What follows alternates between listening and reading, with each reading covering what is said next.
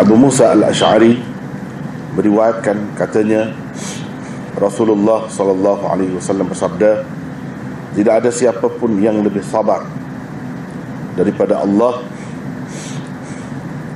ketika mendengar ucapan yang amat menyakitkannya.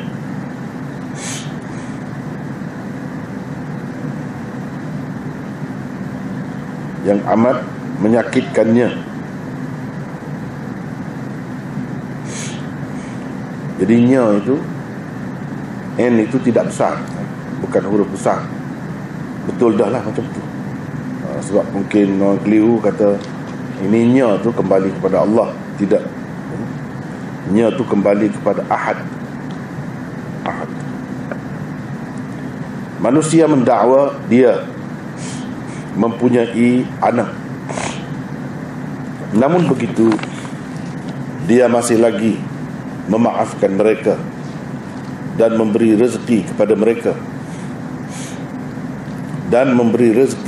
mereka Hadis riwayat Bukhari dan Muslim.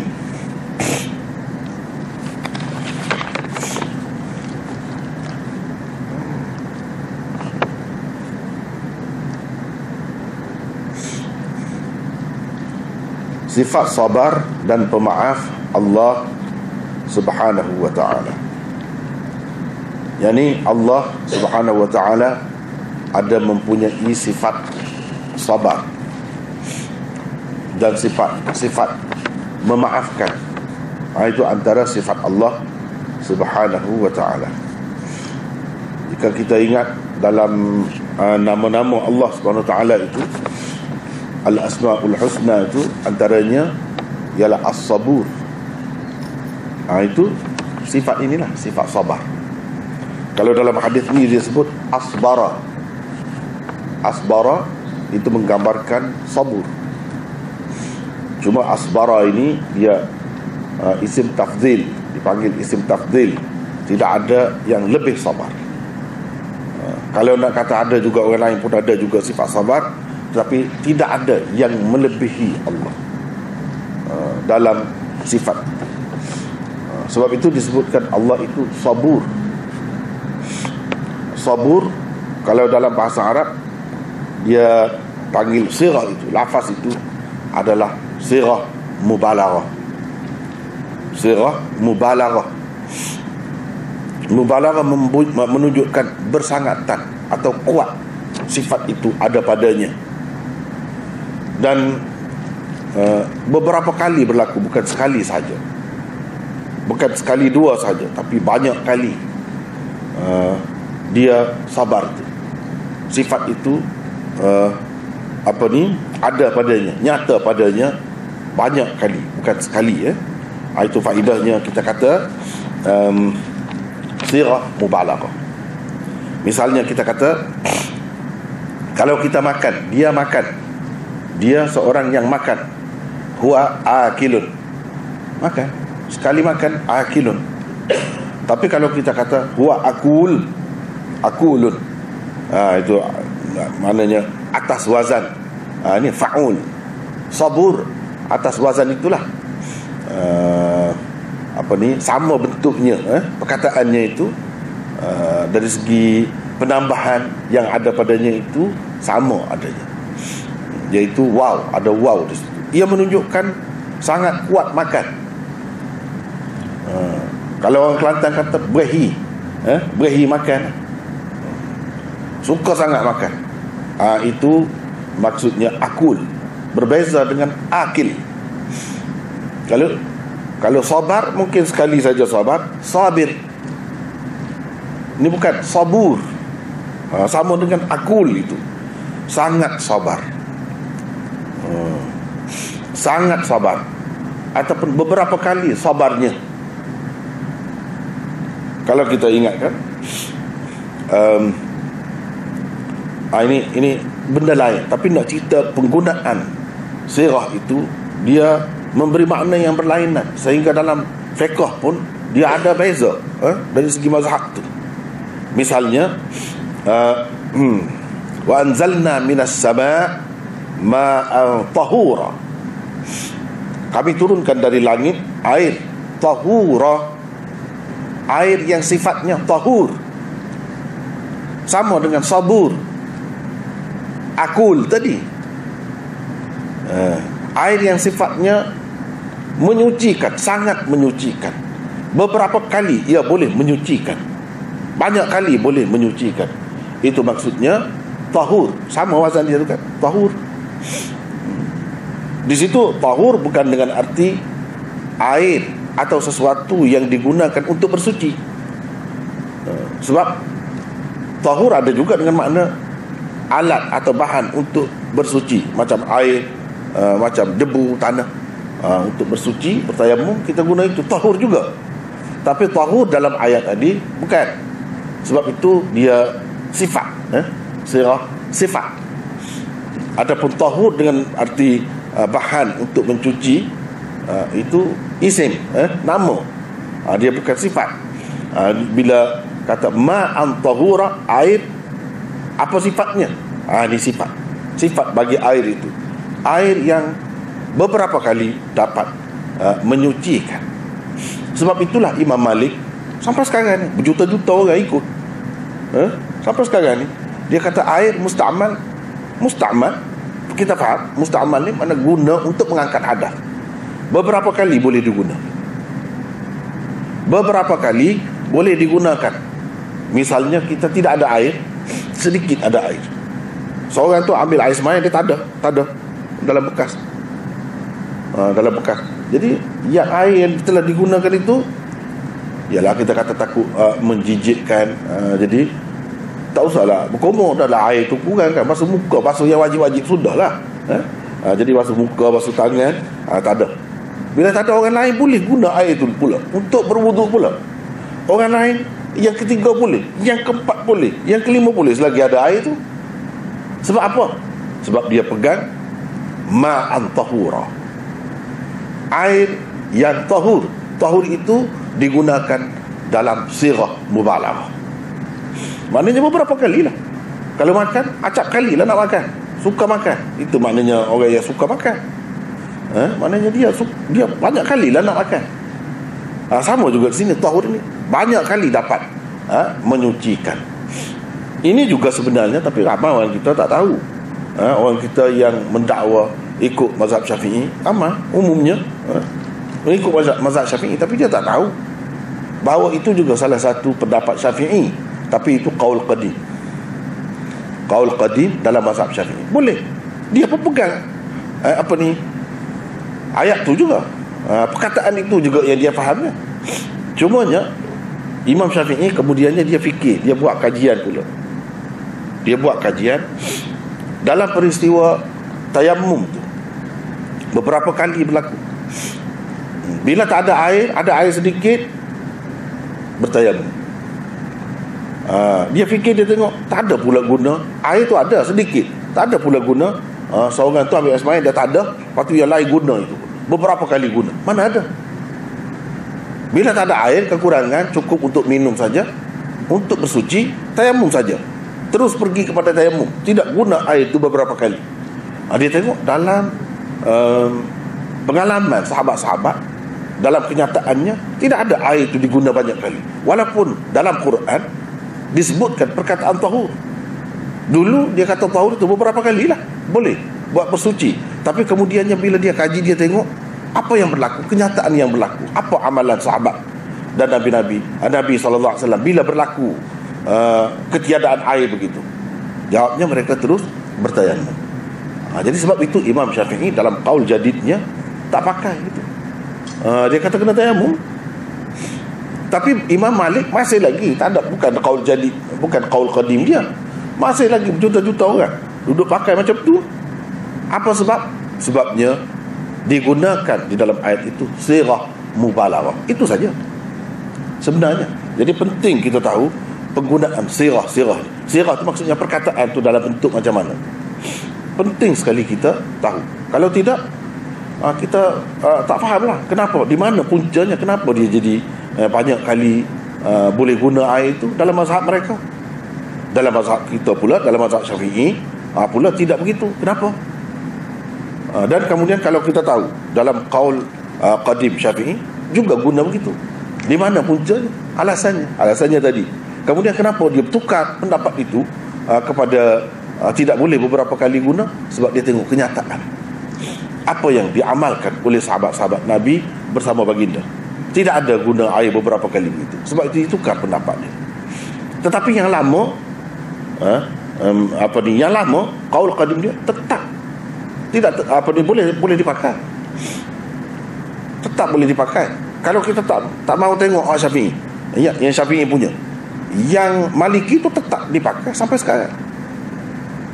Yang Syafi'i itu pun dia tidak bermakna bila dia bagi pendapat lain itu terbatal. Tidak. Sebab yang tadi pun ada alasan juga. Bukan tak ada alasan, bukan semata-mata fikiran. Tidak. Alasannya sama seperti yang masih dipegang oleh orang-orang dalam mazhab Maliki. Ma'an tahura. Itu alasan. Sebab itulah dalam qawaid fiqh disebutkan al-ijtihad la yanqudu bil ijtihad. Ijtihad tidak roboh dengan ijtihad yang lain. Maksudnya yang Imam Syafi'i ijtihad dahulu bahawa air boleh banyak kali, musta'mal tu boleh guna banyak kali, tidak roboh, tidak terbatal itu. Dengan sebab adanya ijtihad yang lain, ada qaul jadid itu. Mana kalau orang Syafi'i, kadang-kadang orang kan susah juga. Kalau bagi saya senangnya, tapi kepada setengah-setengah orang tu nak pergi pada mazhab lain tu dia keberatan sangat. Bagi dia kalau ada qaul qadim tak apa dah dalam mazhab Syafi'i. Memang ada pun. Yang ini memang ada. Dalam kitab-kitab fiqh Syafi'i yang tinggi-tinggi sikit ada semua. Misalnya dalam Mahalli syarah kepada Minhajut Talibin itu ada disebut itu qaul qadim. Alasannya yang tadi juga. Jadi sama juga di sini sifat Allah Subhanahu Wa Taala sabur. Sabur mana sangat sabar. Dalam hadis ni disebut asbara. Maksudnya tidak ada siapa pun yang lebih sabar. Kalau kita kata orang tu sabar, dia tu penyabar orangnya, orang tu lebih lagi sabarnya, tapi tidak akan ada sesiapa pun yang kesabarannya itu melebihi kesabaran Allah.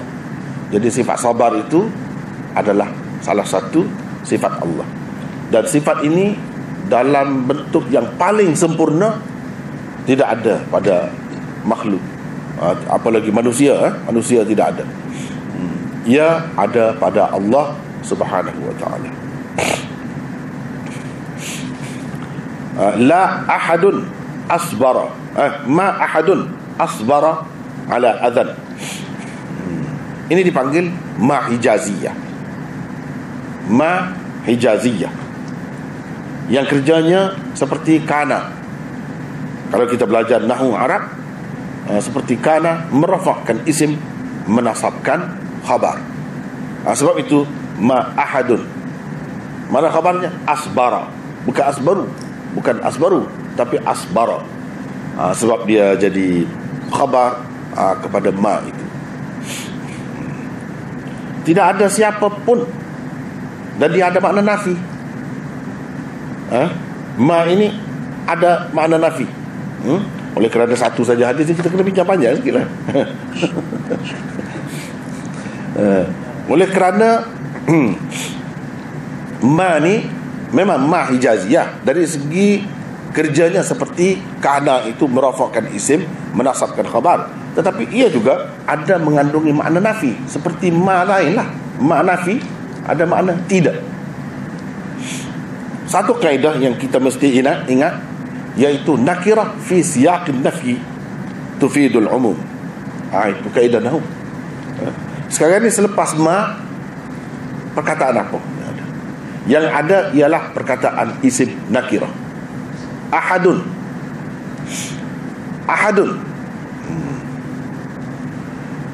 Itu isim nakirah. Kalau ma'rifah al-ahad. Al-ahad ini ahadun. Mengikut kaedahnya nakirah, kalau isim nakirah ada selepas daripada nafi, ma di sini. Ia memberi arti umum, merangkumi semua sekali. Kalau kita nak terjemah, itulah sebab saya terjemah tidak ada siapa pun Siapapun, seorang pun tidak ada. Usahakan nak kata ramai, seorang pun tidak ada yang melebihi Allah Subhanahu Wa Taala atau menyamai Allah Subhanahu Wa Taala dalam sifat sabarnya. Tak ada. Dinafikan terus. Langsung tidak ada. Itu maksudnya umum itu langsung tidak ada orang yang sabarnya melebihi sabar Allah Subhanahu Wa Taala atau menyamai, menyerupai, tak ada. Jadi walam yakul lahu kufuwan ahad, sama juga mana. Walaupun dikatakan sifat sabar, orang lain pun ada juga sabar, tapi adakah sama? Tak sama. Tak sama. Dari apa sudut sekalipun tak sama. Cuma dari segi nama saja, bunyinya sama. Allah sabar, makhluk pun manusia ada juga sabar. Tapi nak kata bentuk sabar dia tu, kenapa dia jadi sabar, timbul sabar itu, tak sama. Kemudian dari segi kesempurnaannya pun tidak ada. Di sini dinafikan, walaupun sifat itu ada, tapi ia tidak sama. Tidak, apalagi nak kata melebihi, sama pun tak ada. Jadi sifat ini lebih ada pada Allah Subhanahu Wa Taala. Sama juga dengan sifat-sifat lain kan. Sifat qudrat, qadir, berkuasa. Manusia pun ada juga kuasa sedikit sebanyak. Jadi adakah kuasa manusia itu sama dengan kuasa Allah? Tak sama. Sama juga dengan sifat-sifat lain. Dengan sifat-sifat lain sama juga.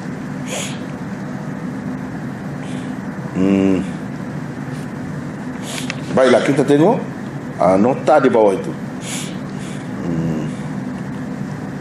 166 ya. Maksudnya ialah tiada siapa pun yang lebih tinggi tahap kesabarannya berbanding Allah. Tak ada. Kita boleh sebut orang lain ada, dia sabar, boleh, tidak salah. Dia berkuasa, pihak berkuasa, boleh. Dia mendengar, boleh. Tetapi nak mengatasi atau menyamai sifat Allah sama sekali tidak ada pada makhluk. Sabar itu berarti asalnya lah, makna asalnya berarti menahan diri dari melakukan perkara yang tidak elok. Dan Allah Subhanahu Wa Taala suci daripada bersifat dengan sifat-sifat makhluk seperti ini. Jadi bila kalau orang manusia lah, dia buat sesuatu yang tidak menyenangkan kita, kalau nak kiranya kita nak bagi penampas saja, tapi kita sabarkan, kita tahan perasaan kita. Jadi kita terkesan oleh perbuatan dia tu. Itu asal maknanya sabar. Kalau kepada manusia, bila dia kata macam-macam kita, dia sumpah kita, dia maki kita, kita jadi panas hati, naik angin, rasanya nak tampar dia, tapi kita tahan perasaan itu. Kadang-kadang orang tu tahan, dia senyap saja, muka dia merah, cuma dia tidak bertindak saja, muka dia merah, berubah muka dia. Tapi ada orang yang tinggi, lebih tinggi lagi tahapnya, dia senyum.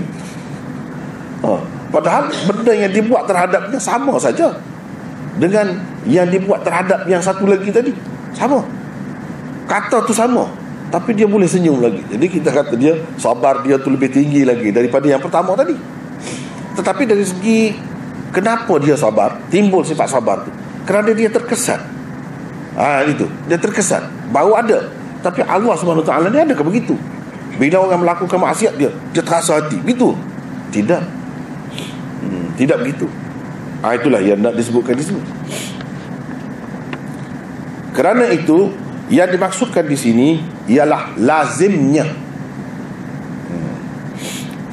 iaitu Allah tidak bersegera menimpakan balasan terhadap orang-orang yang berbuat kejahatan hingga ke hari akhirat nanti. Itu maksud sabar Allah SWT. Satunya, ia tidak terkesan langsung seperti kita. Bila orang kata macam tu kepada kita, tuduh kita macam-macam, kita terkesan. Cuma sama ada kita nak balas atau kita tahan diri kita. Kalau bila kita tahan itu, kawal itu, itulah yang dikatakan sabar. Allah SWT tak ada keadaan seperti ini. Tak ada, sebab dia tidak makhluk. Dia tidak bukan makhluk, dia Khaliq, dia Tuhan.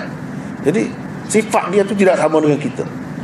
Walaupun dia tidak suka, dia larang, dia kata dia tidak ada anak, dia tidak ada isteri dan sebagainya.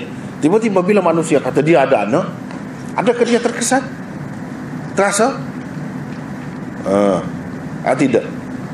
Tidak ada apa pun. Maknanya terkesan seperti manusia itu tidak ada. Dari segi terkesan itu tidak ada. Tetapi benda tu tidak disukainya dan tidak diredainya. Tidak diredainya, dikehendakinya. Memang dengan kehendak dia berlaku begitu. Orang kata tu, tak ada sesuatu yang berlaku ni tanpa kehendak Allah. Orang boleh kata begitu dengan kehendak dia. Kehendak dia yang umum lah. Sebab dia buat manusia ni boleh bercakap. Boleh cakap apa saja pun. Faman syaa falyu'min wa man syaa falyakfur. Faman syaa falyakfur wa man syaa falyu'min. Tu. Sesiapa yang nak jadi kafir boleh jadi kafir. Sesiapa yang nak jadi mukmin boleh jadi mukmin atas dasar pilihan dia. Sekarang ni kalau dia nak pilih, nak maki Allah, boleh. Dengan kehendak Allah. Kehendak Allah buat manusia tu macam tu. Boleh memilih begitu. Kehendak Allah juga buat malaikat itu tidak boleh memilih kan. Dia hanya tahu buat kebaikan saja. Kehendak Allah. Itu maksud kehendak Allah macam tu. Tapi tidak semesti ada kehendak Allah itu bermakna ada juga redanya. Dia suka. Bukan makna begitu. Yang dia tidak suka, dia nyatakan di dalam kitabnya melalui nabi-nabinya bahawa wala yarda li'ibadihi al-kufr. Dia tidak redha kekufuran kepada hamba-Nya, kepada manusia. Jadi tidak redha, tapi kehendak ada. Sebab dia buat manusia tu dari asal lagi, kejadiannya itu boleh memilih. Nak jadi kafir pun boleh, nak jadi mukmin pun boleh. Tetapi dia tidak redha. Redha maknanya suka, berkenan. Jadi Tuhan berkenanlah orang jadi kafir bila dia kehendak. Tidak semestinya bila dia menghendaki bermakna dia berkenan. Lain, dia merestui. Bukan, dia tak restu. Kita nak tahu macam mana dia restu ke tidak restu. Tengok Quran, wala yarda li'ibadihi al-kufr. Bukan dia kata wala yasha'ul kufr wala yuridul kufr. Bukan, dia tak kata begitu. La yarda. Beza tu. Beza tu. Jadi Allah tidak redha kekufuran kepada hamba-Nya. Innallaha la ya'muru bil fahsya wal munkar. Allah SWT tak suruh, tak perintah manusia melakukan perbuatan keji dan perbuatan mungkar. Dia tak suruh, tapi dia kehendak. Dia kehendak tu maksudnya dia menjadikan manusia itu boleh memilih. Di situ kehendak dia. Bukan bermakna dia kehendak manusia tidak hendak. Jadi jugalah sebab dia nak. Bukan begitu. Kalau faham begitu silap. Mana boleh nak lawan dengan kehendak Allah? Kehendak kita tak akan jadi. Ini maksud kehendak dia tu, dia menjadikan kita mempunyai pilihan, mempunyai sifat ikhtiar. Ada sifat itu. Begitu. Jadi dia tidak suruh. Yang dia suruh ma'ruf, buat baik. Itu yang dia suruh. Innallaha ya'muru bil 'adli wal ihsan. Misalnya, itu yang dia suruh. Maknanya itulah yang dia suka. Itulah yang dia redha untuk manusia. Adapun fahsya dan munkar dia tidak suruh. Dan beberapa tempat dia kata dia tidak redha. Dia tidak redha. Bila kita dengar dia kata dia tidak redha, dia tidak suka, kita faham ke tidak? Faham kan? Sebab Allah SWT bagi akal kepada manusia itu. Bagi akal. Jadi bagi pilihan. Dia tahu, dia boleh pilih yang ini. Dia tahu ini bagus ke tidak bagus. Benda yang keji dan benda yang mungkar itu bagus ke tidak bagus. Dia tahu. Dia buat tu dalam pilihan. Itu bezanya ya. Jadi Allah SWT tidak terkesan dengan kata-kata manusia. Katalah macam mana pun, dia tidak terkesan. Dia suruh kita beribadat, sembahyang, puasa dan sebagainya. Bukan ada faedah peribadinya untuk diri, tak ada faedah. Tidak, kita kata kalau macam kita makan vitamin ke, makan ubat ke menyegarkan kita, ada faedahnya untuk kita buat tu. Kita suruh anak kita rajin-rajin belajar, sebab bila dia berjaya kita pun rasa senang, kita terkesan. Allah tidak begitu. Faedahnya kembali kepada hambanya sendiri. Kepadanya tidak ada apa. Kita tak boleh fikir dia seperti kita. Walaupun kita kata dia suka, dia redha, jadi macam ibu bapa yang suka anak dia berjaya, begitulah. Tidak. Sebab dia tidak makhluk, dia tidak seperti makhluk. Jadi kalau dia kata dia sabar, dia apa pun, sifat dia tu tidak sama, hanya pada nama dia saja sama. Dengan sebab itu para ulama mengatakan, bila disebutkan Allah ini sabar, apa maknanya? Bukan makna dia terkesan, lepas tu dia menahan diri dia, tidak. Maksudnya lazim bagi sabar itu. Apa makna lazim bagi sabar? Kalau seseorang itu sabar, kalau dia tidak sabar, bila orang kata begitu, dia tampar teruslah. Tapi kalau dia sabar, dia tak tampar kan? Sekurang-kurangnya hari itu dia tidak tampar, hari yang kedua tidak lagi, hari yang ketiga tidak lagi. Maknanya dia melambatkan balasan, tindakan terhadap orang. Ini maksudnya Allah SWT sabar ni, maksudnya kalau nak kira dia nak balas lebih daripada orang lain, boleh balas, boleh bertindak terus.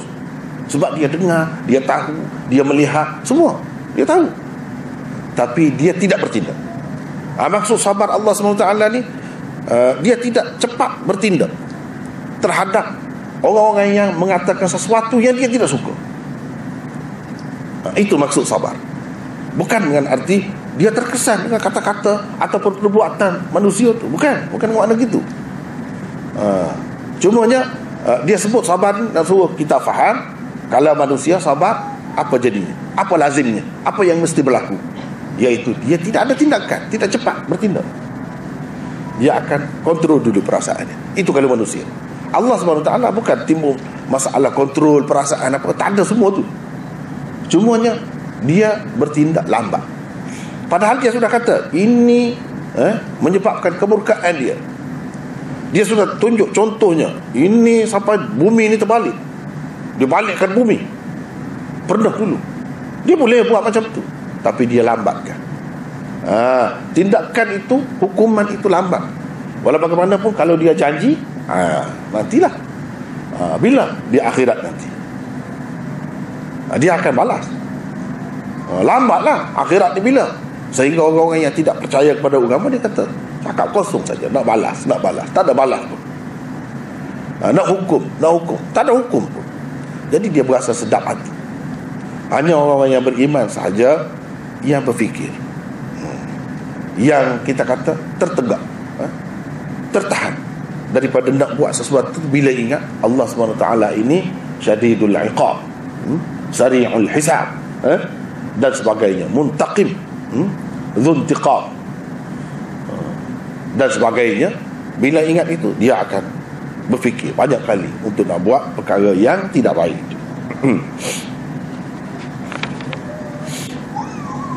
Hafiz Ibn Hajar berkata, asbar adalah isim tafdil daripada as-sabr.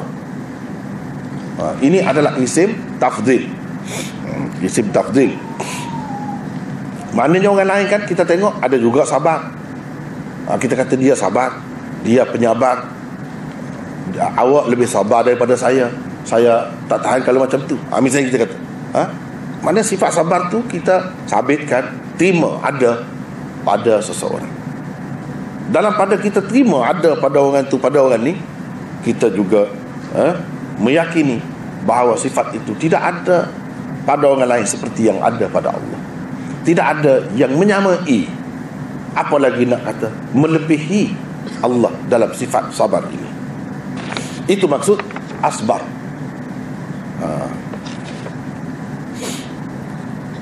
Sangat sabar, as-sabur. Ini adalah sifat Allah, adalah salah satu nama Allah yang indah. Yani al-asmaul husna, walillahil asmaul husna fad'uuhu biha.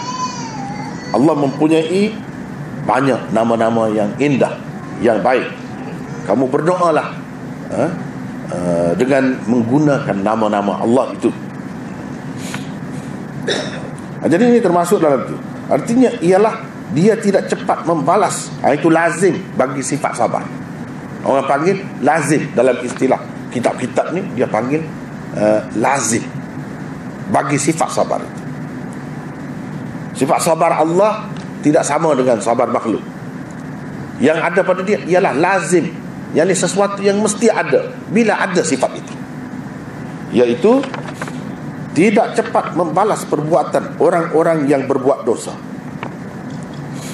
Maknanya seakan-akan sama dengan Al-Halim. Al-Halim ia juga sifat Allah, iaitu penyantun. Penyantun, jadi P itu sepatutnya huruf besar lah kalau Melayu. Penyantun. Cuma Al-Halim bermaksud lebih mendalam sifat selamatnya daripada penyiksaan. Lebih mendalam sifat selamatnya daripada penyiksaan. Mana seorang itu dikatakan seorang yang penyantun. Misalnya Sayyidina Muawiyah, dalam kitab-kitab disebutkan dia adalah seorang yang halim. Halim maknanya penyantun, tidak mudah bertindak, tidak mudah membalas orang yang buat jahat kepadanya.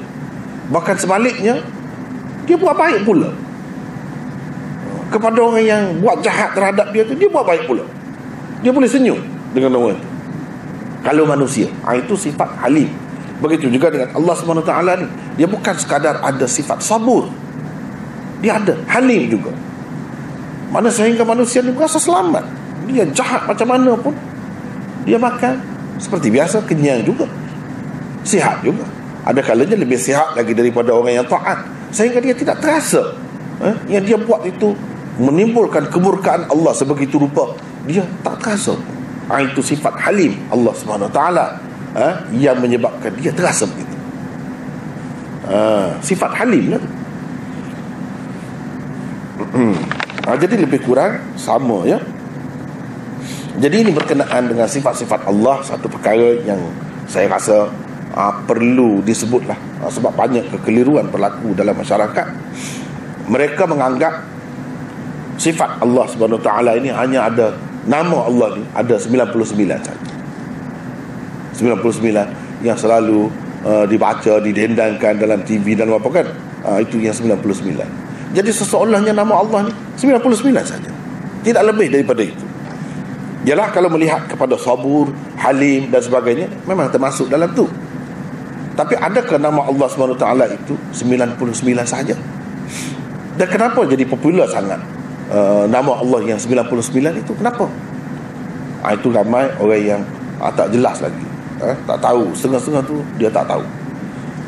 Setengah-setengah tu kerana yakin sangat dengan nama Allah 99, tidak lebih, tidak kurang dari itu. Dia kata bukti Allah tu sifatnya, namanya 99 ada pada diri kamu. Kita tanya, dia terkejut. Kita kata, di mana?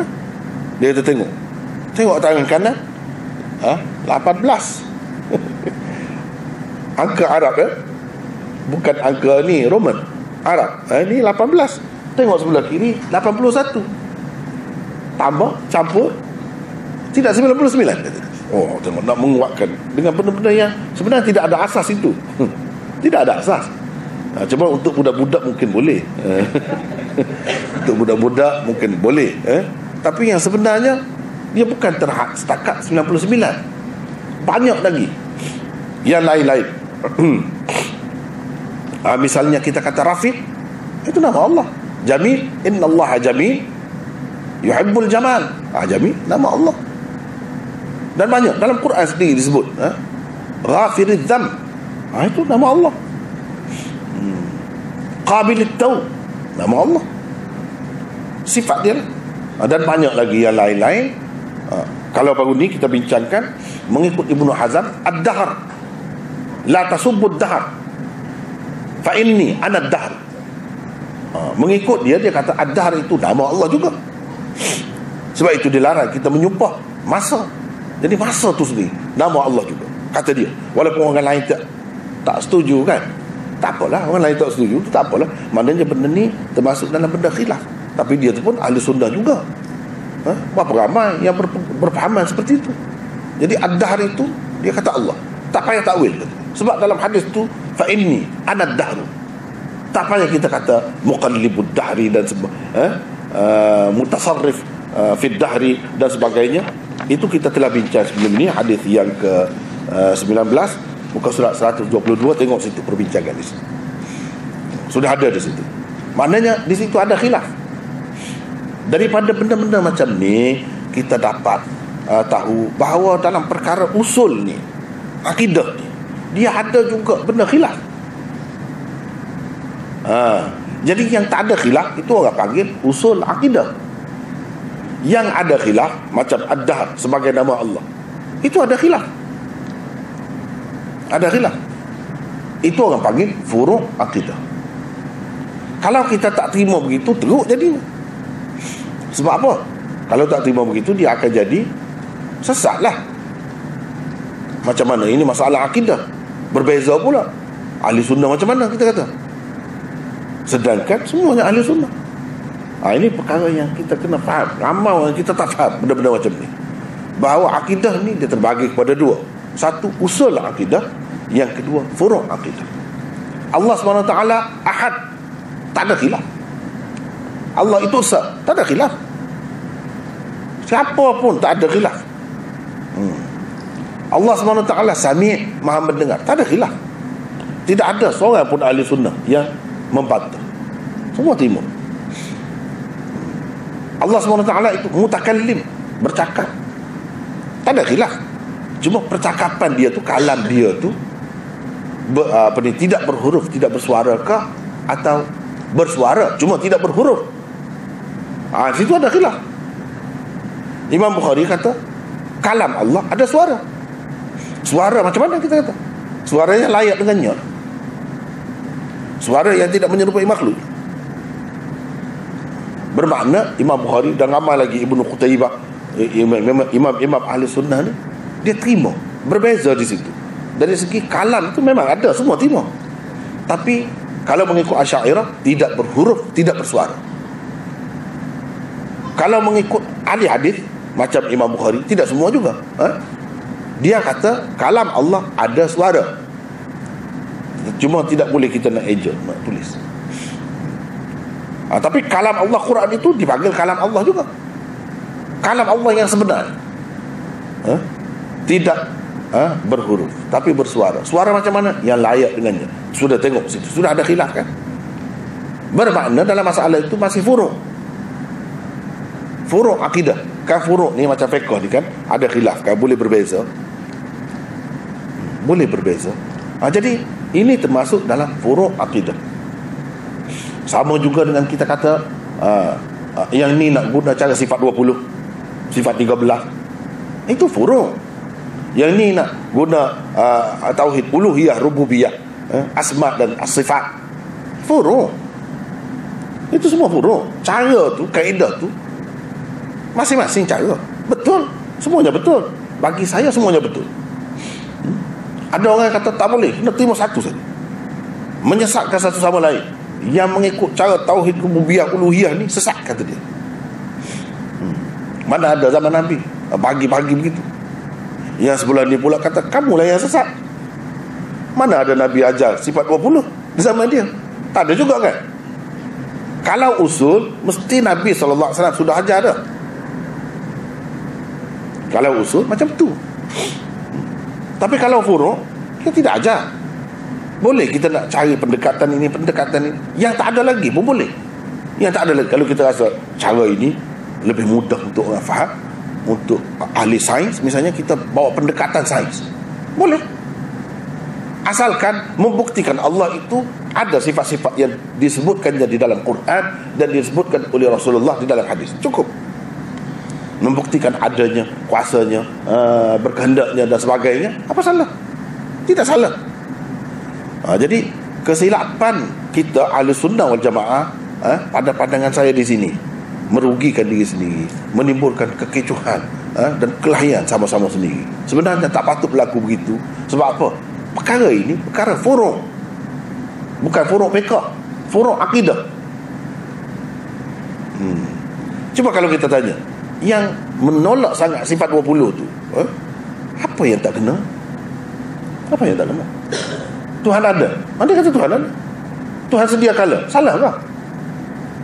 Wal awwal, Tuhan kekal. Wal akhiru, wa yabqa wajhu rabbika dzul jalali wal ikram. Ada semua ayat-ayat itu. Tuhan Maha mendengar. Salah? Tak ada salah. Memang ada pun dalam Quran. Cuma tidak disusun macam tu, seperti yang ada, yang dipelajari. Itu saja. Dari segi hakikatnya ada. Baik kalau kita kata Asy'ariyah memperkenalkan 13 saja sifat Allah, tapi dia kata ini yang wajib dipelajari. Bukan bermakna dia kata sifat Allah itu terhad setakat 13 saja. Tidak. Cuba baca betul-betul kitab Asy'ariyah, tak ada sebut macam tu. Dia kata bahkan Allah itu bersifat dengan segala sifat kamalat, sifat sempurna. Itu secara umumnya, akidah umumnya. Jadi tidak salah. Baik, apa ni, Maturidiyah tambah lagi 7, jadi 20. Dia tambah kaunuhu qadiran, kaunuhu muridan, kaunuhu aliman, dan seterusnya. Apa makna kaunuhu? Kita tidak faham, ramai orang tak faham. Maknanya sentiasa. Allah sentiasa berkuasa. Sebelum dia buat bumi, langit bumi ini, dia tak ada kuasa. Ada. Itu makna kaunuhu qadiran. Maha kuasa, sentiasa. Jadi maha menghendaki, maha mendengar. Bukan baru sifat dia itu ada, sentiasa mendengar. Bukan dalam keadaan-keadaan tertentu saja mendengar. Tidak. Bukan jenis-jenis suara yang tertentu saja dapat mendengar. Tidak. Sentiasa mendengar, dan dalam keadaan paling sempurna sifat mendengarnya. Itu maksudnya. Jadi apa yang tak kena? Yalah, kalau lebih-lebih memang betul perbahasan dalam ilmu kalam tu banyaklah yang jauh-jauh lagi begitu. Itu memanglah adalah yang melencong, yang lari. Kalau nak kritik itu tidak jadi masalah. Sepatutnya kena terbuka. Kena terbuka. Nak kritik itu ada unsur-unsur falsafah Yunan apa semua tu, boleh memang. Tapi yang asas itu asalnya tidak ada apa pun. Memang benda tu ada dalam Quran pun. Jadi sampai nak menyesatkan, tak patut. Tak patut berlaku macam tu. Sama-sama kita berkelahi, sama-sama ahli sunnah. Yang di sebelah sini pula kata tak betul, tauhid uluhiyah rububiyah. Mana yang tak betulnya? Apa yang tak betul? Ilahum ma'allah, ilahum ma'allah. Allah tu sendiri. Tidakkah daripada ilah? Ilah tu uluhiyah lah. Ilahin nas, qul a'udhu birabbin nas, malikin nas, ilahin nas. Ilahin nas tu apa? Mana menyabitkan sifat uluhiyah Allah lah. Jadi apa salahnya?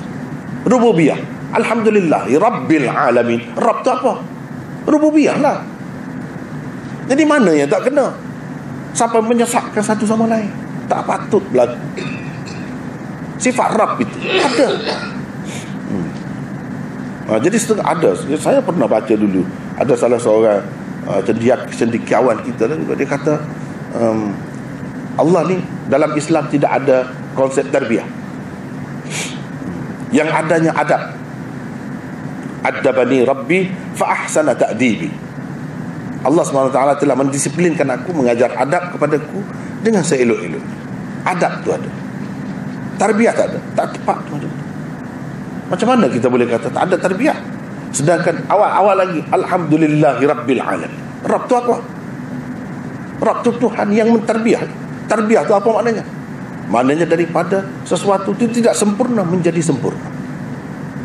Tengok pokok yang kecil, daripada benih tunas, kemudian dia jadi anak pokok. Tak sempurna. Siapa yang buat sampai dia tu jadi besar dengan mengeluarkan bunga dan buah-buahnya? Rabb. Tuhan itulah Tuhan yang bersifat dengan sifat rububiyah. Dialah yang menyempurnakan itu.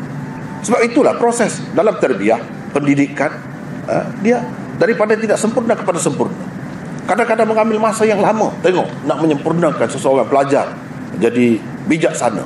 Tak cukup dengan setakat darjah 6 sekolah rendah. Tapi dia atur kan, ini mata pelajarannya, setiap hari kena pergi, disiplinnya begini. Tambah lagi 5 tahun lagi pula kalau sekolah biasa kan. Tambah lagi masuk universiti lagi. Tak sempurna lagi. Sampai dikatakan ini sudah mencukupi dah. Yang kita kata mencukupi pun sebenarnya tak cukup lagi juga. Tambahlah sekurang-kurangnya sampai ke peringkat kemuncak. Setakat yang kita mampu manusia, setakat itu. Itulah proses tarbiyah. Allah SWT melakukan begitu juga. Tarbiyahnya bukan setakat di dunia ni, sampai ke akhirat. Mana-mana manusia yang tidak layak dengan syurga, yang berdosa, kena masuk neraka dulu. Sebab tidak layak. Orang yang kotor, orang yang berdosa maknanya orang yang kotor. Walaupun zahirnya tidak kotor. Kotor akidah misalnya. Innamal musyrikuna najasun. Orang-orang musyrikun itu najis. Najis apa? Akidah. Jadi dalam Islam ni bukan kira kotor tu dari segi zahir. Zahirnya bersih pun tak boleh masuk syurga lagi. Sebab syurga tu tempat yang suci, sangat suci. Tak sesuai dengan yang kotor. Jadi tarbiyah Allah SWT macam mana? Dia bersihkan dulu. Seperti mana manusia nak pakai rantai, tali leher, gelang dan sebagainya yang cantik itu emas, dia kena bakar dengan api dulu. Dia kena sembuh dengan api yang begitu kuat dulu. Nak buang karat-karat ni, nak buang benda-benda yang luar itu, barulah jadi berkilat, barulah layak duduk di dada manusia, duduk di lengan manusia. Begitulah juga dengan Allah SWT lakukan terhadap manusia. Ini proses biasa. Jadi kita tak boleh kata Allah SWT buat nyaya, buat zalim terhadap manusia. Tidak. Memang itu sepatutnya. Kita pun buat begitu. Tidak semua yang kita kata makanan tu kita nak makan. Sebiji buah nyok, buah kelapa, kita makan semua ke? Tidak kan? Sebagainya kita buat. Kalau zaman dahulu dia buat macam kayu api gitu. Ada yang buat tali, sabut dia. Kemudian yang ampas dia buang bagi kepada ayam itik. Manusia tak makan. Manusia ambil pati. Jadi yang nak masuk dalam syurga ni pati manusia. Yang terbaik, terpilih. Yang lain-lain itu tidak layak, walaupun ia sebahagian daripada manusia. Cuma kalau kita fikir secara logik, boleh terima. Apa yang tak kena? Kamu pun duduk buat begitu. Kamu tak makan sabut, tempurung tak makan. Yang makannya isi. Begitu juga dengan syurga. Jadi ini semua proses tarbiyah. Kalau kita tengok di situ, nampaklah kita orang-orang jahat, kita lepas. Kenapa? Ada jail, ada hukuman lagi, denda itu ini. Kenapa? Sebab itu sepatutnya tak boleh dibiarkan di luar. Kalau dibiarkan, rosak orang lain. Tidak akan makmur bumi ini, terganggu perjalanan. Jadi manusia sebenarnya belajar dengan Allah SWT, tapi mereka tidak sedar. Kadang-kadang mereka rasa sistem itu mereka buat sendiri. Sebenarnya tidak. Allah SWT telah buat terlebih dahulu. Manusia belajar dengan sistem alam yang Allah SWT telah cipta. Dari segi syurga, neraka, semua itu daripada agama sebenarnya puncanya. Bukan daripada otak manusia semata-mata. Tidak. Kalau kita perhati, kaji betul, memang nampak di situ ada unsur agama. Jadi dari segi rububiyah, uluhiyah, tauhid asma' was sifat, itu memang ada pun. Yang kita baca tadi, walillahil asma'ul husna fad'uhu biha. Apa salahnya? Cuma tauhidul asma' ada setengah-setengah tu tauhid sungguh. Kita tak boleh letakkan satu orang namanya Allah. Mana boleh? Tak boleh. Sebab ini tauhid. Dia saja yang layak pakai nama itu. Dia saja yang layak pakai nama itu. Kalau kita kata nama dia Jamil, bolehlah. Yang lain-lain itu boleh. Sebab apa? Dia nisbi semua. Macam seorang yang sabar atau sabur sekalipun, kita kata seorang manusia sabur sekalipun, tidak bermakna dia menyamai Allah. Nisbi semua itu. Dalam hadis-hadis jelas sebut tak ada orang yang mengatasi sifat Allah, yang mempunyai sifat yang sempurna, baik dari sudut kesabarannya, dari sudut apa sekalipun, Allah sahaja. Itu makna tauhid. Sifat. Walaupun sifat tu ada juga pada orang lain, tapi yang macam dia ada? Ada. Dia saja. Itulah mana tauhid al-asma' wa sifat. Jadi apa salahnya sampai kita nak menyesatkan? Itu tak patut berlaku. Tak patut berlaku. Kadang-kadang yang ini kata ini sebab dia takwil. Jadi dia takwil secara mutlak salah. Sesat pula. Yang ini pula kata dia sesat sebab dia tak mahu takwil. Ada pula dia kata Allah itu ad-dahab, dia tak mahu takwil. Itulah sebab kita tengok dia terbuka. Jangan tengok ahli sunnah di tempat kita saja. Jangan tengok ahli sunnah dalam satu kumpulan saja, dalam seluruh dunia. Kita kena tengok begitu. Dalam sejarah ni, sepanjang sejarah ni, macam mana ahli sunnah ni. Kalau dilihat benda ni, apa? Tidak ada apa pun. Yang tadi ada, kalau yang ni tak mahu timur, tak apa. Itu forum akidah, boleh bercakap, boleh berbeza. Takkanlah sampai kita nak mengeluarkan dia tu daripada ahli sunnah dengan sebab dia kata begitu, dengan sebab dia pakai zahir hadis itu. Memang zahir hadis tu sebut inni ana dahr, akulah dahr. Dia tak mahu takwil. Baiklah kalau kita kata kalau ad-dahr mana masa, kalau macam tu supaya makhluk lah, supaya dengan masa. Kita kata tidak begitu. Dia kata tak ada orang ahli sunnah kata bila masa jadi supaya dengan masa lah, hari ni, besok, kemarin, macam tu. Siapa kata begitu? Dia tak mahu takwil. Yang ni nak takwil. Kita tengok dalam kitab-kitab hadis pun ulama-ulama besar takwil. Biarlah masing-masing. Itu khilaf, orang panggil furu' akidah. Tak sepatutnya jadi kita berkelahi kerana benda-benda macam ni. Baik, kalau orang kata ada setengah-setengah ulama tu dia kata sesat orang yang berpahaman macam ni. Bagi saya lah, saya lebih suka nak damai, harmoni. Tak suka berkelahi, bergaduh sama kita, rugi kita. Dan Allah SWT tak suka kita bergaduh. Saudara kita ni, adik-beradik. Jadi fa'aslihu baina akhawaikum. Bila bersaudara, kita kena cuba damaikan, biar berbaik-baik. Kalau ada sesuatu yang mengelirukan, cuba takwil. Ada orang kata, Ibnu Taimiyah mengatakan orang yang fahaman macam ni sesat.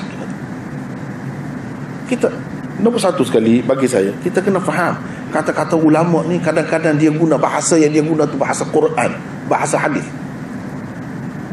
Bila dia sebut dalal, kita terjemah terus sesat. Sesat dengan makna masuk neraka, kafir. Silap tu begitu. Bila dia kata dal, kita terus kata dia sesat. Macam Mu'tazilah, macam Khawarij. Tidak, tak mesti begitu. Jadi di sini benda yang kita kena faham. Kalau dia kata Asy'ariyah ni sesat, maksudnya bukan sesat dengan arti menyeleweng daripada akidah yang benar. Tidak. Tersalah daripada tafsiran salah yang dia faham. Itu maksudnya. Misalnya dalam Quran, anak-anak Nabi Yaqub kata, innaka lafi dhalalikal qadim. Bila dia teringat, biasa teringat sebut Yusuf, adik-beradik, Yusuf kata, ayah ni masih lagi dalam dhalalikal qadim. Apa kita nak terjemah apa? Dalam kesesatan kamu yang lama. Kalau macam tu, anak-anak Nabi Yusuf anggap ayah dia sesat, jadi kafir lah dia, sebab dia kata ayah dia sesat. Tak boleh. Jangan setiap kali bila bertemu dalal itu kita akan pakai sesat. Tidak. Dalam kesilapan lama. Itu maksudnya, kesilapan. La yadhillu rabbi wa la yansa. Tuhanku tidak sesat. Gitu kan pula. Dan tidak terlupa. Cuba tengok ayat Quran. Tuhanku tidak sesat. Begitu kan nak terjemah? Bukan.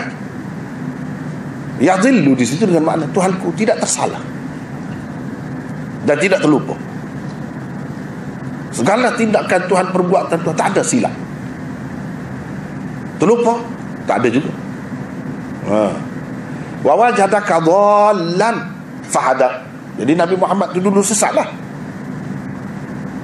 Kalau macam tu, setiap dalal maknanya sesat. Dan pecahan-pecahannya maknanya sesat, menyeleweng, ahli neraka, kafir. Begitu. Dalam Quran Allah SWT sebut dia mendapati engkau dhal, dulu, lalu dia memberi petunjuk. Apa makna? Sesatkan Nabi dulu. Bila masa dia sesat? Sebelum dia jadi Rasul. Jadi Nabi sesat ke? Kenapa sesat? Dia pernah semua berhala ke? Sebab itu kita kena berhati-hati bila baca kitab-kitab ulama ni, kena faham baik-baik. Carilah jalan yang sederhana, jalan damai. Jangan semakin tegan, semakin menjauhkan, meluaskan lagi jurang. Bukan begitu caranya. Dhalat itu tanpa panduan. Rasulullah tak ada panduan, tak ada kitab, tak ada wahyu, tak ada apa semua tu. Fahada, lalu Allah pimpin dia, bagi petunjuk kepada dia dengan memberi wahyu, dengan memberi kitab dan lain-lain. Itu maksudnya. Bukan makna sesat. Tidak semestinya kalau ulama kata ini golongan ini sesat tu, kita terus nak kata ahli neraka, mereka di kafir. Tak boleh macam tu. Sebab bercanggah dengan Quran sendiri. Dalam Quran, dalam hadis banyak sekali perkataan dhalal, dhal dan sebagainya, tidak dengan makna sesat, tapi dengan makna tersalah. Jadi kalau kita pakai begitu kan, ringanlah sikit, tidaklah teruk jadinya. Tidak teruk. Sepatutnya kita kena faham begitu, barulah jadi damai. Sebab yang khilaf ini dalam furu' akidah, bukan usul akidah.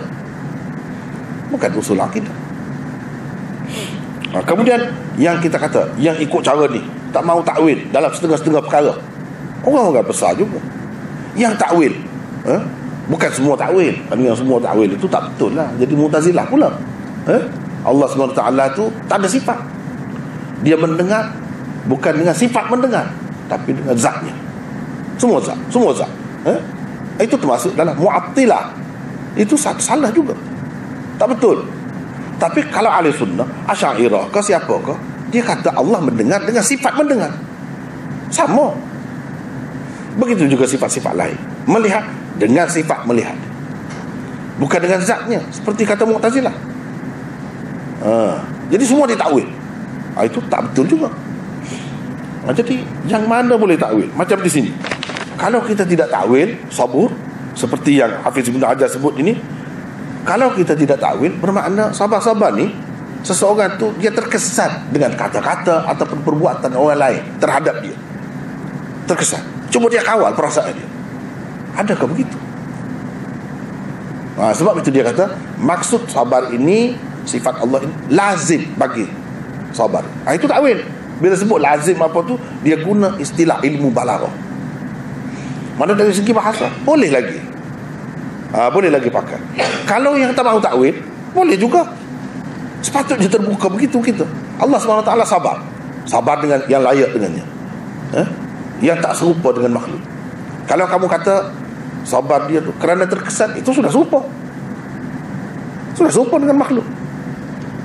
Jadi yang tak takwil pun betul, yang takwil pun dalam batas-batasnya, bukan semua, dalam batas-batas yang tertentu, selagi tidak menyalahi kaedah syarak, selagi tidak menyalahi kaedah bahasa, masih boleh lagi. Biasa benda ni, boleh dikatakan tak ada, hampir-hampir tak ada, yang langsung tak ada takwil. Tak ada. Imam Ahmad sekalipun, tokoh ahli sunnah yang menjadi rujukan ahlul hadis, dia pun ada takwil. Ada takwil. Jadi itulah yang kita kena faham dalam perkara ni, ya.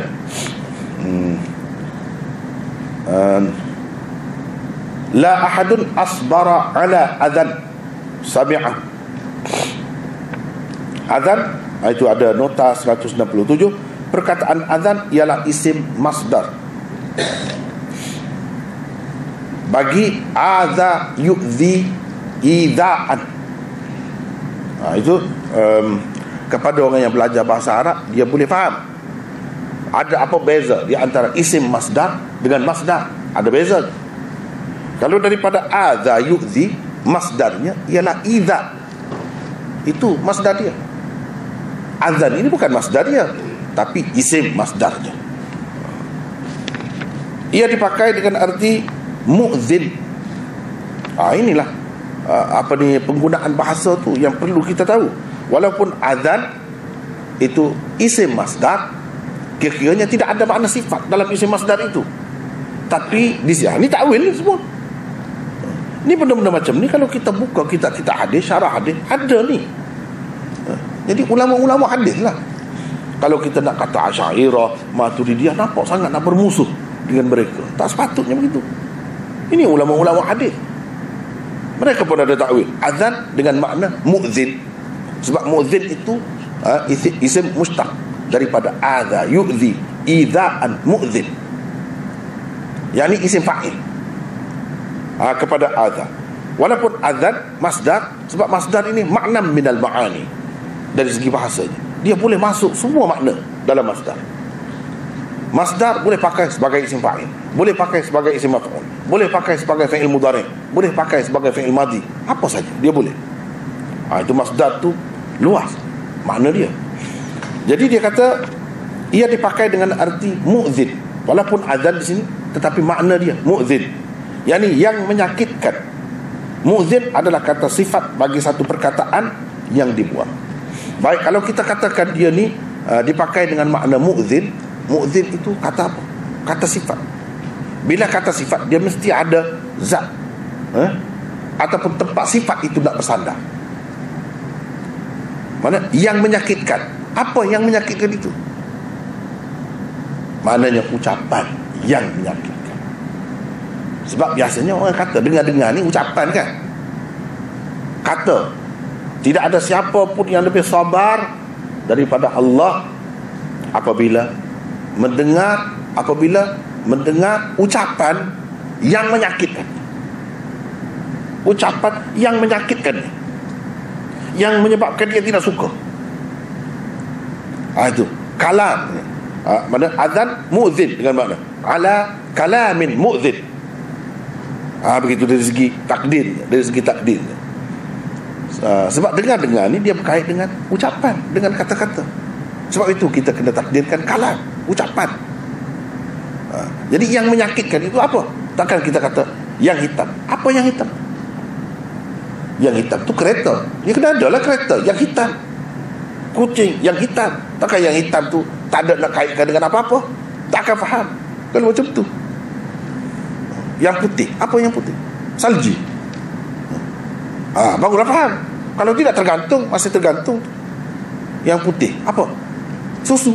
Boleh jadi juga. Jadi kita nak kata apa benda tu, kena tengoklah kesesuaian. Macam di sini, yang menyakitkan itu apa? Iaitu ucapan. Kita tahu mana ucapan sebab dengar. Dia sebut dengar. Berkait dengan dengar ni, ucapan lah. Berkait dengan dengar. Tak kalau tengok pula, dia berkait dengan dengar. Dia berkait dengan dengar ucapan. Takdirnya ialah kalamin mu'zin ma ahadun asbara ala kalamin mu'zin sami'ahu. Begitu.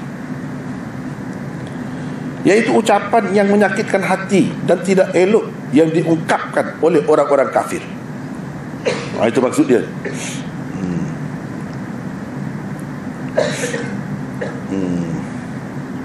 Yang didengarnya daripada Allah. Kena faham ya, elok-elok di sini.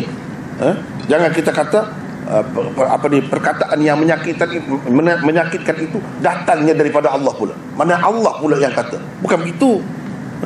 Cuba tengok baik-baik terjemahan. Bukan yang menyakitkan itu daripada Allah dengan arti Allah yang mengeluarkan ucapan ataupun kata-kata yang menyakitkan. Bukan begitu. Sebab itu dalam kaedah bahasa Arab, dia ni misalnya kalau kita nak bincang ala adab, ala itu apa? Haraf jar. Haraf jar terbahagi kepada berapa? Dia kena pergi jauh lagi. 3. Asli, zaid dan syabih bil zaid. Zaid hanya ada amal sahaja, makna dan muta'allaqnya tidak ada. Syabih bil zaid ada makna dan amalnya, tetapi muta'allaqnya tidak ada.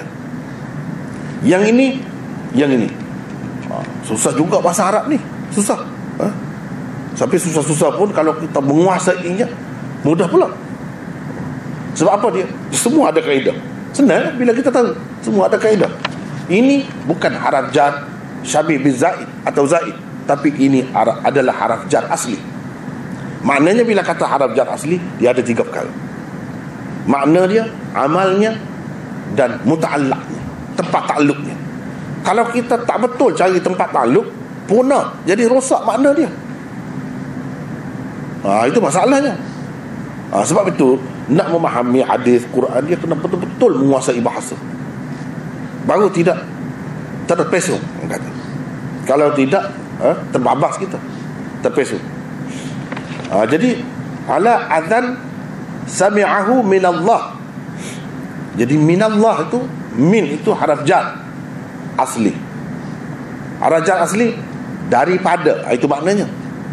Amalnya minallahi, Allah tu bagi bawah. Cuba tengok, itu amalnya. Muta'allaqnya apa? Tempat dia bergantung. Kalau tidak jadi salah faham. Kalau tidak, tempat dia bergantung ialah asbar. Asbar. Tempat bergantung muta'allaq bagi haraf jar ni, dia kena fi'il ataupun syibih fi'il. Apa itu fi'il dan apa itu syibih fi'il? Panjang pula cerita. Termasuk dalam syibih fi'il ialah isim tafdhil. Itu asbar. Di situ tempat ta'alluq dia. Mana daripada Allah tu apa? Yang lebih sabar daripada Allah. Itu tak ada. Bukan kalam mu'zin itu datangnya daripada Allah. Bukan gitu. Salah kalau macam tu. Ni benda yang kena teliti. Bila kita nak pasang makna, kena tahu semua kaedah. Ini haraf jar apa ni, kena tahu. Kalau tak tahu, macam-macam boleh berlaku.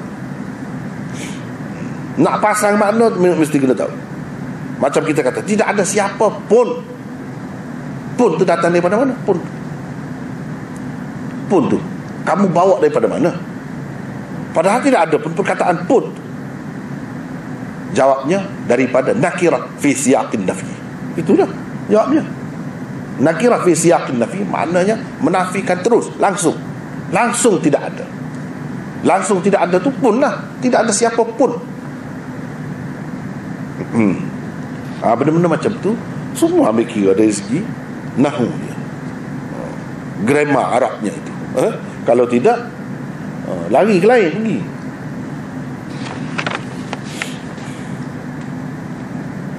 Yasma'uhu atau sami'ahu, dalam setengah-setengah riwayat disebut yasma'uhu, ala adzan sami'ahu atau yasma'uhu, dalam setengah riwayat disebutkan begitu. Yang menyakitkan hati mana? Menjadi sifat bagi adzan, menjadi sifat bagi adzan. Jadi ala adzan sami'ahu atau yasma'uhu. Jadi jumlah ni, ini orang panggil sami'ahu ni jumlah fi'liyah. Jumlah, setiap jumlah, tak kira jumlah ismiyah ke fi'liyah ke, kalau terletak selepas daripada isim nakirah, dia jadi sifat. Sebab itu kita kata dia sifat. Jadi sifat. Bila jadi sifat, dia ada makna yang.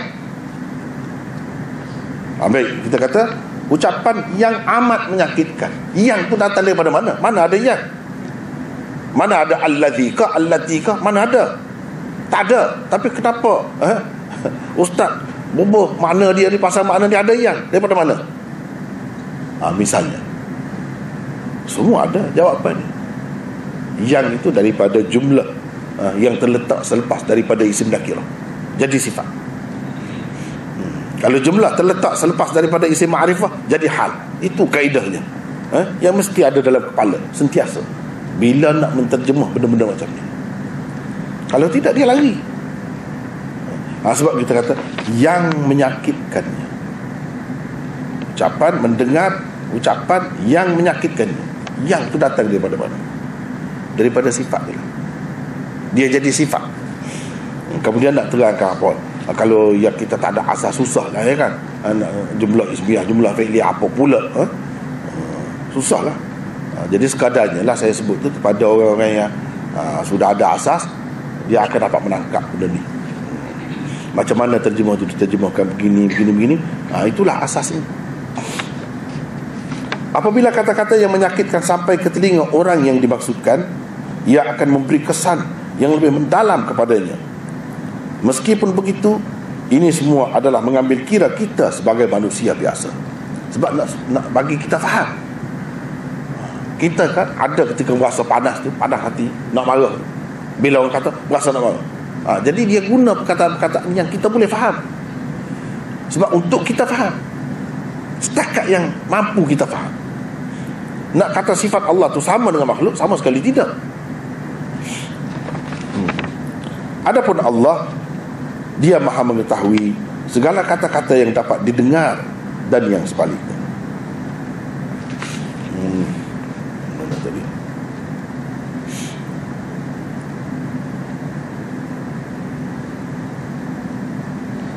Ala adhan sami'ahu min Allah yadda'una lahu al-walad, bukan yad'una tapi yadda'una. Mereka mendakwa, itu makna yadda'una. Kalau yad'una itu makna berdoa pula. Ini yadda'una lahu al-walad. Jadi manusia mendakwa dia mempunyai anak. 168. Ini adalah jumlah istinaf. Ini semua ni bahasa nahwu lah, yang menerangkan maksud azan. Jumlah istinaf yang menerangkan maksud azan. Perkara yang menyakitkan itu apa? Apa benda ni? Apa benda ni? Apa contohnya? Ini contohnya. Mereka mendakwa Allah itu mempunyai anak. Timbul persoalan di sini, bahawa bukankah Allah itu maha suci daripada terkesan oleh kata-kata yang boleh menyakitkan hati?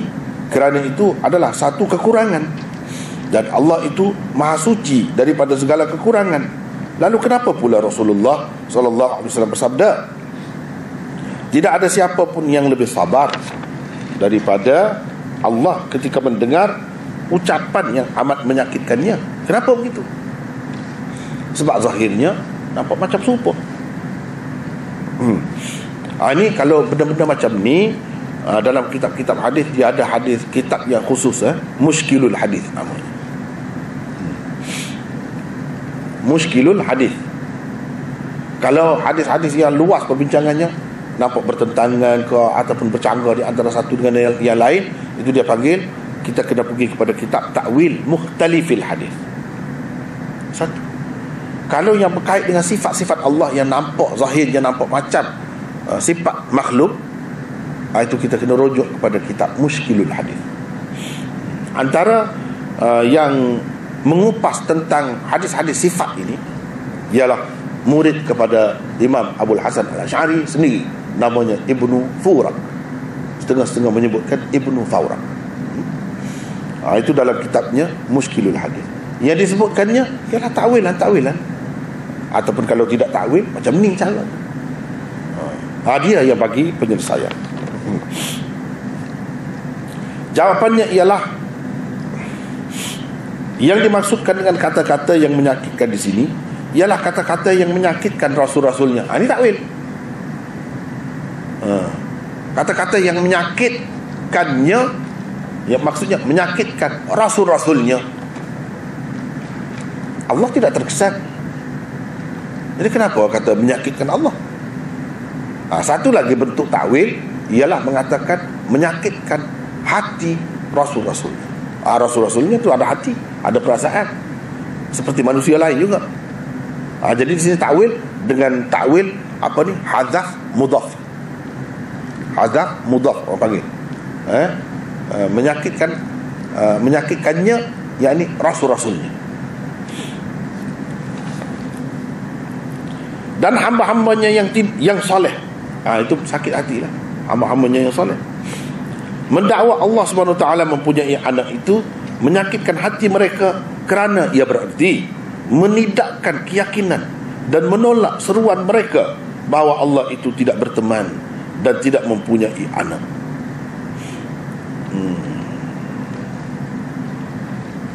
Begitulah. Jadi dia ada takwil di situ. Benda-benda macam ni kalau nak lihat, boleh lihat dalam kitab umpamanya Mushkilul Hadis oleh Ibnu Fawrak. Dalam tu dia ada sebut takwil-takwil. Jadi kalau kita nak kata takwil ni bukan cara salaf langsung. Tak betul. Salaf tu sampai tahun berapa? Situ dulu kena jelas. Nak kata langsung salaf ni tak ada. Dia tu anak murid Abul Hasan Al-Asy'ari sendiri. Jadi kalau kita kata Abul Hasan Al-Asy'ari ni tolak terus dah cara takwil, tak betul. Takkanlah anak-anak murid dia begitu ramai tak tahu. Yang dia sudah tinggal, mereka pakai lagi. Ilmu guru dia yang ajar, ini cara takwil, ini. Dia pakai lagi. Takkanlah kita nak kata yang jauh, berapa abad kemudian yang tahu kata Abul Hasan Al-Asy'ari sudah meninggalkan cara takwil. Ada murid dia sendiri tulis kitab guna takwil. Dan ketika itu masih lagi salaf lagi tu. Jadi bagi saya lah, cara takwil atau tidak takwil, kedua-duanya salah selagi dalam batas yang tidak menyalahi syariat. Selagi itu, selagi tidak bercanggah dengan kaedah bahasa, termasuk kaedah bahasa ni buang tadi, majaz, orang panggil majazul hadfi. Dalam Quran ada sebut was'alil qaryah, tanyalah negeri itu, kampung itu. Kita nak tanya apa kampung, bukan dia boleh jawab. Kita bertempik merau macam mana pun tanya, Shah Alam ni, mana Shah Alam tak boleh jawab? Was'alil qaryah maksudnya was'al ahlal qaryah, tanyalah penduduk tempat tu, penduduk Shah Alam, apa boleh jawab? Kalau tanya Shah Alam mana boleh jawab? Dalam Quran ada guna begitu. Jadi kalau kita kata hazaf ni takwil ni tak boleh, mana boleh? Dalam Quran semua ulama terima tu. Kalau tak terima nak kata macam mana? Kamu tanyalah Shah Alam, merau tanya, mana nak boleh jawab? Sebab itu kita kata selagi tidak bercanggah dengan kaedah syariat. Kaedah syariat itu maksudnya seperti mana yang digunakan dalam Quran. Misalnya digunakan dalam Quran, adakah itu hazaf tu, hazaf mudhaf? Jadi apa salahnya kalau dia takwil di sini sesuai dengan itu? Tak salah.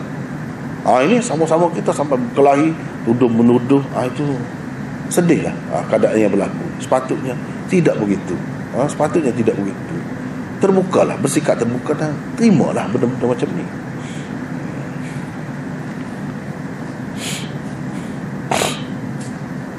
Lalu dikaitkan menyakiti itu kepada Allah untuk menyatakan dahsyatnya keingkaran ada jin, keingkaran mereka, dan menunjukkan betapa seriusnya kata-kata mereka itu. Sebab itu dikaitkan dengan Allah terus. Dikaitkan dengan Allah terus. Jadi kadang-kadang idhafat itu macam-macam, lit ta'zim, lit tashrif. Macam kita kata Baitullah, jadi Allah duduk situ kah? Dah Baitullah? Tidak. Idhafat bait itu kepada Allah lit tashrif, untuk memuliakan bait itu, untuk menyatakan lebihnya rumah itu sebagai pusat, sebagai rumah ibadat, tempat ibadat. Bukan maknanya Allah duduk di situ, Baitullah. Jadi benda-benda macam itu semua takwil. Kalau tidak, susah kita kalau orang tanya. Kalau orang tanya, dah Baitullah, jadi Allah duduk situlah, macam rumah kita duduk situlah. Lepas tu kita kata, macam mana dia duduk? Tak tahulah duduk yang layak dengannya. Susah tu. Kena pakai juga kaedah ni. Memang ada guna dalam bahasa Arab. Kena pakai, tak boleh. Cuba kalau kita berlapang dada, terima kaedah-kaedah ni, kan senang. Senang. Tidak ada kecoh, tidak ada ketegangan sebenarnya. Ini yang saya nampak sebelah ni, A pun jenis tu juga. Orang Kelantan kata tak mudah juga. Sebelah B ni pun apa kurangnya, sama-sama naik dari segi mudah menyesatkan satu sama lain, dari segi mudah mengkafirkan satu sama lain. Wal'iyadu billah. Ini dahsyat. Wallahul musta'an.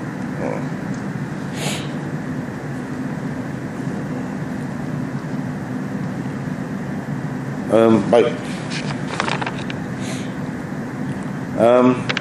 Namun begitu, dia masih lagi memaafkan mereka.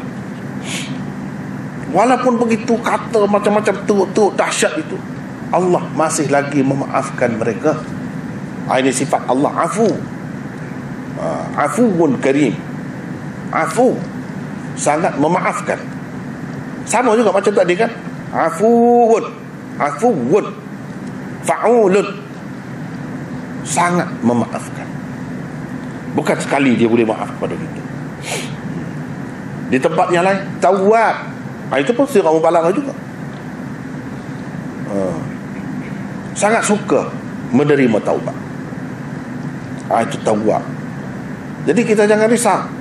Kita banyak kali melakukan kesilapan, dosa, kita dah serik tak mahu taubat. Jangan. Sebab Allah itu bersifat tawwab. Dia bukan boleh terima taubat kita sekali saja, banyak kali. Itu sebab dia guna sirah mubalaghah. Sama juga afu, ini pun sirah mubalaghah. Dia masih lagi boleh memaafkan. Kalau orang lain, kalaulah kita manusia biasa lah, tak boleh lah macam tu. Banyak kali sangat janji-janji, langgar janji, janji-janji, buat macam lain. Kalau kita sama manusia, kita malu kan, malu tengok muka dia. Tapi Allah SWT kita tak nampak, jadi kita tak terasa, jadi mudah buat pula.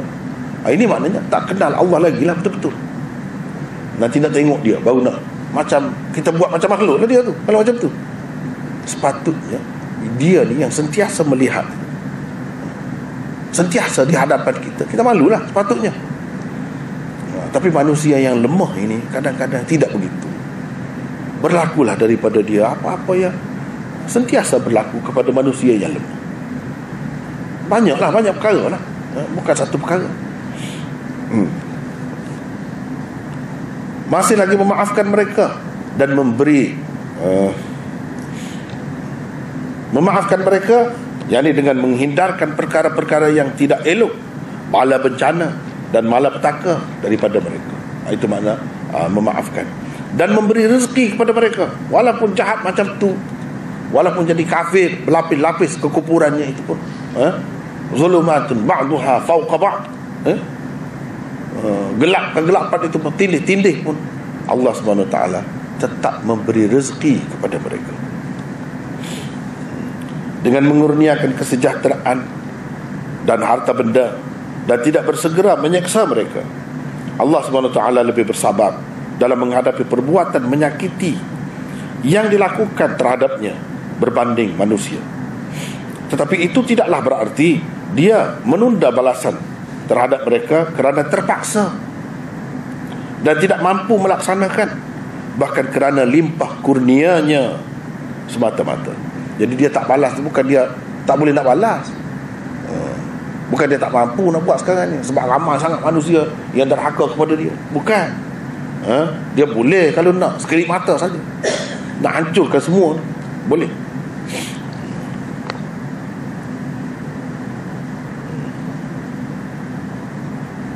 Di dalam hadis ini terdapat isyarat bahawa bersabar menanggung gangguan manusia dan tidak mudah membalas dendam itu adalah satu sifat terpuji.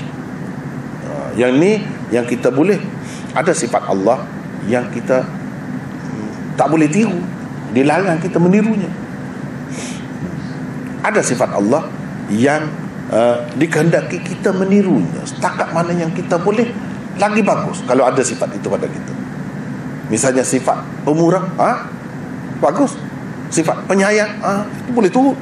Walaupun kalau kita sempurna macam mana pun tak jadi macam dia.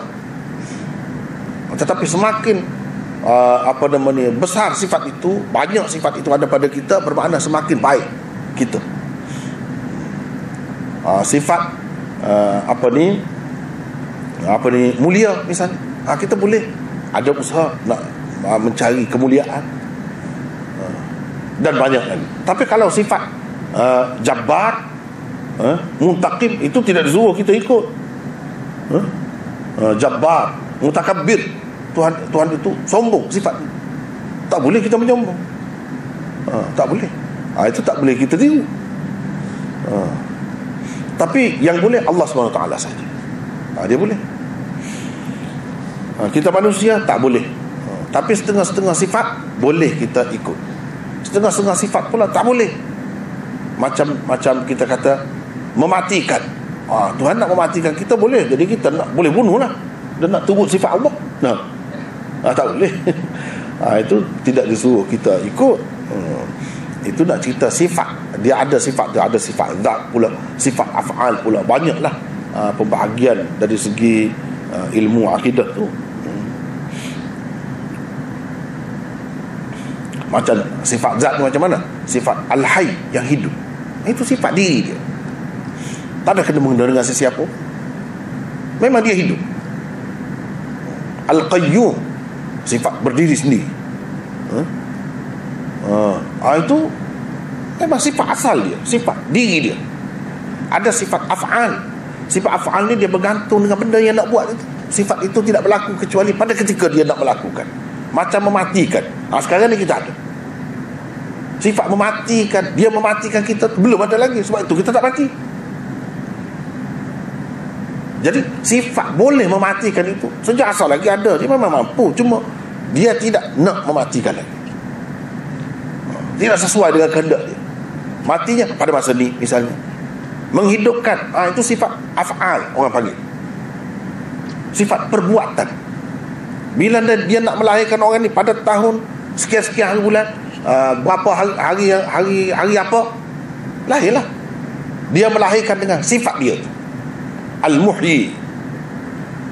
Itu sifat af'al namanya.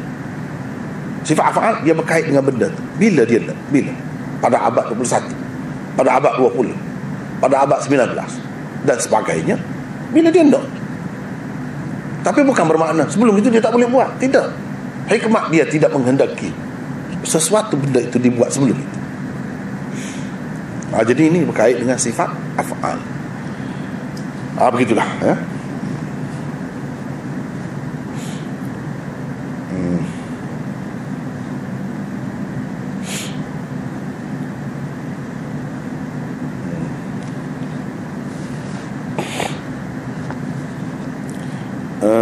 Baiklah. Itulah sebabnya ganjaran bagi setiap amalan manusia ada hadnya, tetapi tidak ada had bagi ganjaran sabar. Lihatlah sebagai buktinya firman Allah Subhanahu wa taala berikut ini. Qul ya ibadilladzina amanu ittaqu rabbakum lilladzina ahsanu fi hadhihi ad-dunya hasanah wa ardullahi wasi'ah innama yuwaffas sabiruna ajrahum bighairi hisab. Bermaksud, katakanlah wahai Muhammad, wahai hamba-hambaku yang beriman, bertakwalah kepada Tuhanmu. Ingatlah orang-orang yang berbuat baik di dunia ini akan beroleh kebaikan, yakni yang sebenarnya di akhirat. Dan ingatlah bumi Allah ini luas untuk berhijrah sekiranya kamu ditindas. Sesungguhnya orang-orang yang bersabar sahaja yang akan disempurnakan, yang dikurniakan pahala mereka dengan tidak terkira. Jadi itu ganjaran sabar. Begitu besar kelebihan sabar itu. Hanya setakat itulah untuk pagi ini. Wallahu a'lam.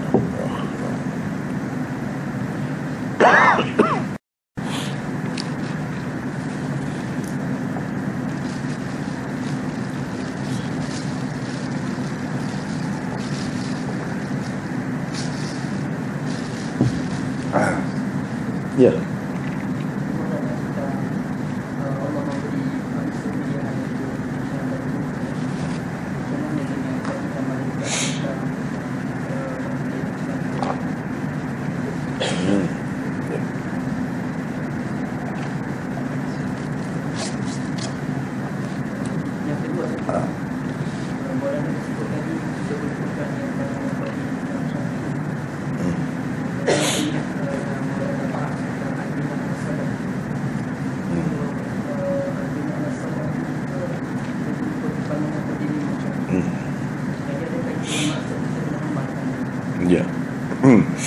Satunya berkenaan dengan malaikat catit bila ditiupkan ruh kan dalam perut ibu itu, tentang bahagia dan celakanya. Itu adalah berdasarkan ilmu Allah. Ilmu Allah. Jadi takdir apa tu, dia ada kaitan dengan ilmu Allah. Ilmu Allah, bukan berkait dengan kenyataan yang berlaku. Tidak. Misalnya begini, Kita kata, saya tahu, kita semua tahu, pisau yang ada di hadapan kita ni boleh memotong. Kalau dia potong buah timun, temikan, terbelah. Kalau dia potong jari dia, putus. Kita tahu kan? Apakah kita tahu itu bermakna kita paksa dia supaya potong tangan atau potong temikan? Tidak kan? Itu pilihan dia. Tapi kita sudah tahu, dia pada awal lagi kan? Itu bermakna tahu bukan berarti paksa. Tuhan tidak paksa sebab dia bagi pilihan. Orang yang tak ada pilihan, misalnya orang gila, kadang-kadang tidak ada taklif.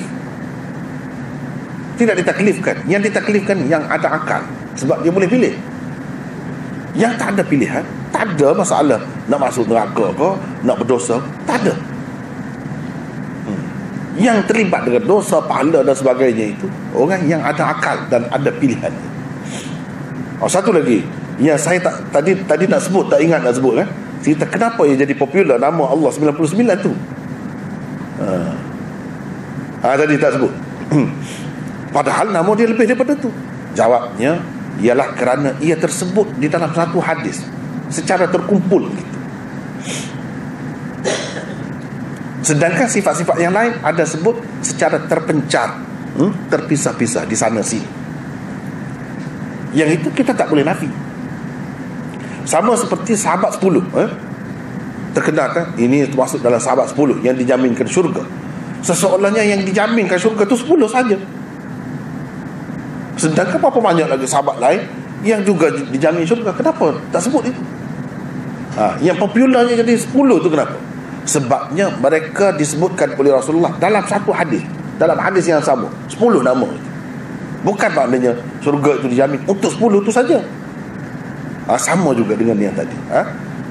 Ya, seterusnya berkenaan dengan qaul qadim. Jadi berkenaan dengan air, guna air musta'mal satunya. Kemudian masalah bina ala salah, sambung sembahyang.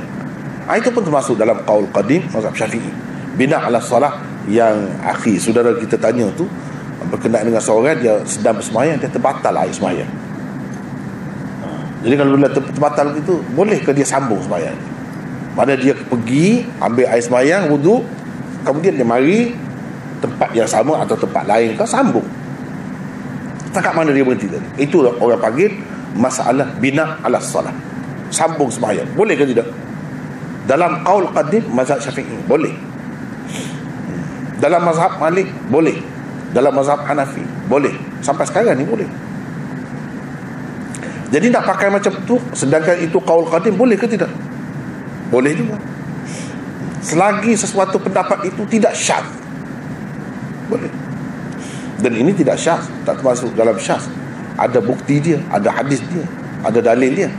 Kita rasanya telah bincangkan sebelum ni dalam kuliah, dalam nota mana saya tak ingat. Sudah ada sebenarnya berlalu. Wallahu a'lam.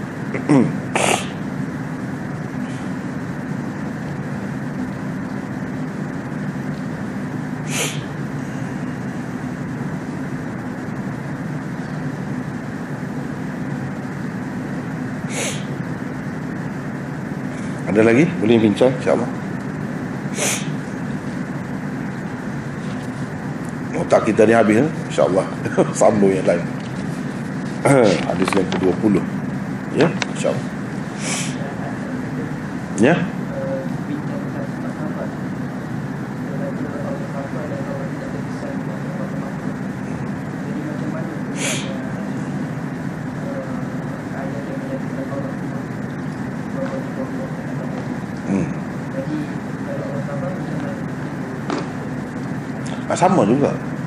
Sama juga maksudnya perkara itu tidak diredainya, tidak diredai, dia pergi ke situ tidak diredai.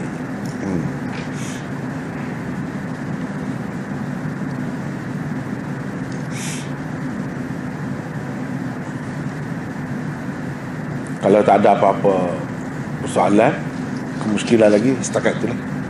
Wallahu a'lam. Ya dah.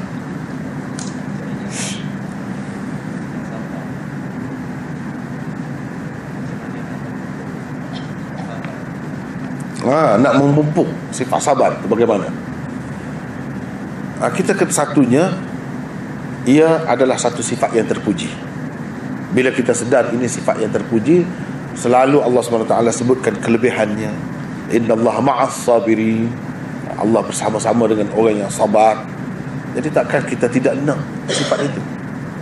Dan kita boleh usahakan sifat ini, kita boleh usahakan, kita pupuk. Jadi bila yang Allah SWT puji, Allah SWT berkenan, seelok-eloknya kita kena hiaskan diri kita dengan sifat itu, dengan cara berusaha lah. Dengan cara usaha, sikit-sikit, lama-lama kita jadi akan dapat sebanyak mungkin lah sifat itu. Selain daripada itu, kita kena tengok pula dari segi zahirnya. Dalam sejarah, dalam apa pun, kesan daripada sabar, apa kesan? Tetap baik. Jadi bila kita, kalau sabar betul lah, ada pula dayus, itu lain. Kalau sabar betul, dia tetap membuahkan hasil yang baik. Bila begitu, kita kena belajar lah daripada sejarah. Sifat marah, ceroboh, gopoh, itu tidak baik. Gopoh daripada syaitan. At-ta'anni, yakni sabar, teliti, itu daripada sifat Allah. Jadi bila kita tengok situ, belajar daripada sejarah. Orang-orang yang sabar ini, mereka mendapat kejayaan. Tapi sabar, ialah sukarlah. Sebab sukar, itulah lebihnya dia. Yang istimewa, kadang-kadang makan masa lama. Sabar ni lama sikit, tidak melalui jalan pintas. Tapi kita kena ingat, hasilnya baik. Jadi itulah caranya, antaranya. Wallahu a'lam.